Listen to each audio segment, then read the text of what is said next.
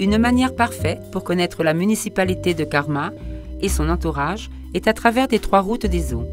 3 itinéraires qui ont son origine au nucléo ancien de la population, concrètement à l'édifice de l'ancien abattoir, réhabilité comme centre d'interprétation du village.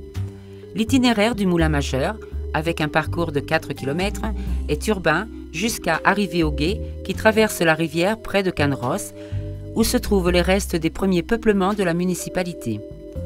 Au plan supérieur ont été trouvés des restes romans et, sous la maison, fut découverte l'ancienne église pré-romane de Saint-Marty de Karma, entourée par un aïeux médiéval.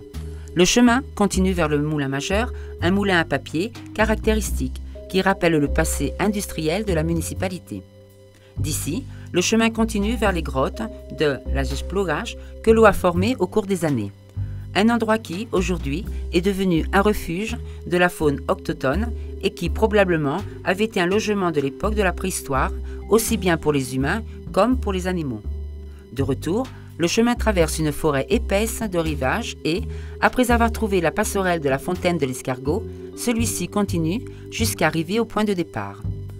Le second itinéraire nous mène jusqu'à Coibas, à travers d'un bref parcours d'un peu plus de 4 km et demi, derrière la zone sportive du village, se trouve un chemin qui monte jusqu'aux plaines de la Solana, à travers d'un petit bois de chêne et de pin.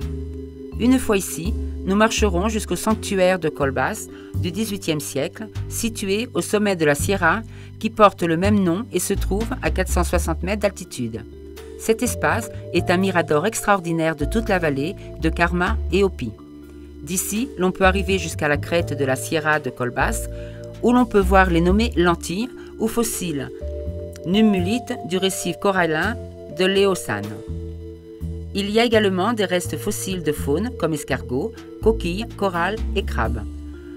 Le retour se fait par une piste plate où, de la même façon que le chemin d'aller, on y trouve une bugrane tridentée, une espèce de végétation gypseuse avec une petite fleur rose. La végétation gypseuse est un habitat protégé par la communauté européenne.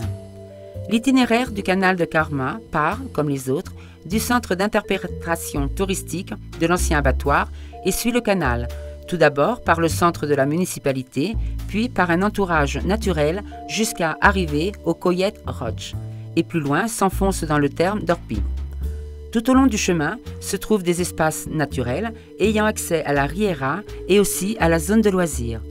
Mais l'attraction principale de ce parcours est bien sûr le canal du Karma, un élément patrimonial, lequel on ne connaît pas la date de construction, mais qui est documenté depuis l'an 1212.